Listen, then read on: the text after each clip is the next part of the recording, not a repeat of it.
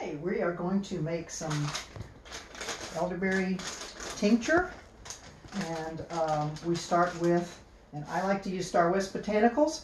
We start with a pound of organic elderberries. They come with a lot of dust and stuff on them, so it's really good to rinse them first. So I've already pre-rinsed them and pre-soaked them. And what you do is you put them in a bowl and you cover it just to the top, and it's almost soaked everything up, but you use distilled water to soak it up. And what you're doing is you're just rehydrating the berries.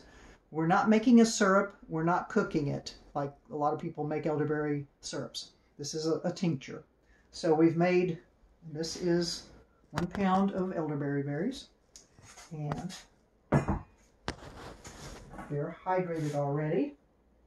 I want to see what that yields too as far as weight. Oh, I think I just zeroed it. Yeah, I did. Never mind. We won't see what it is. Anyway, we're going to put it in a gallon bottle, jar, and I'm going to go ahead and put these in there, and we're going to add 2 liters of vodka to that. And you can do it pretty precise. If you're off a little bit, it's, you know, tinctures are pretty forgiving. It gives you a permanent shelf life, where you have, when you have an elderberry syrup, you have to keep it refrigerated and use it within a certain amount of time. With a tincture, it really has a really long shelf life, and you don't have to refrigerate it. So we'll spoon it out with a nice little funnel. Don't make a mess. And this will stain everything, so be wary of that. Makes a beautiful, if you wanted to dye some fabric, makes a beautiful purple dye. So, trying to be careful here. A little bit more. And there's a little bit of residue of water here, and that's fine. It's going to yield, you know, at least, you only need to have 20% alcohol for something to be considered shelf stable, but usually it comes out to about 40%, which is really good. Any more than that, and it's going to be pretty strong tasting. When you get this put together, go ahead and put that in there.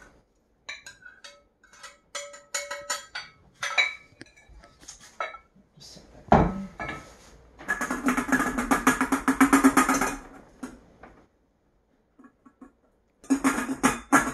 Okay, and then I've got 2 liters of vodka. Just cheap vodka, nothing fancy. You don't have to use anything special or organic or anything like that. So how much vodka is in that bottle that you have there? This particular bottle, and most of the largest bottles are 1.75 liters. So I also have 0.250 liters poured off already that I'm going to add to this. To create a total of 2 liters. 2 liters. Right.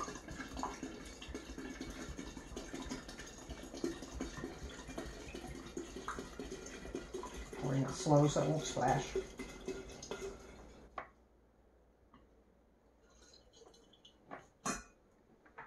And this is the residual 250.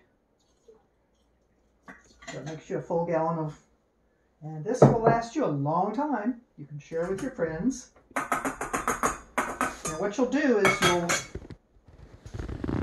leave this covered, and this is going to have to set for a couple weeks to really make good tincture. You can leave it months if you want, but you need to have at least 2 weeks minimum before you really use it.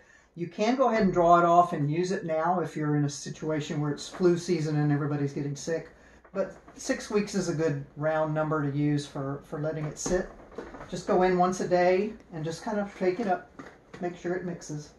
Otherwise it'll all kind of settle. So you want to kind of make sure you're getting it mixed up really well.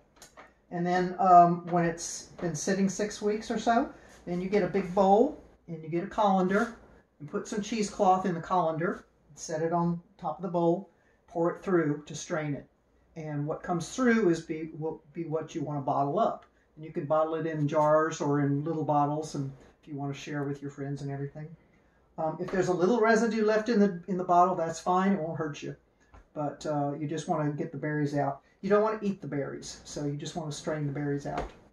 When they're raw like this, you don't want to eat them. And this is great during flu season. It's very antiviral, and it's just something everybody should have on hand at home.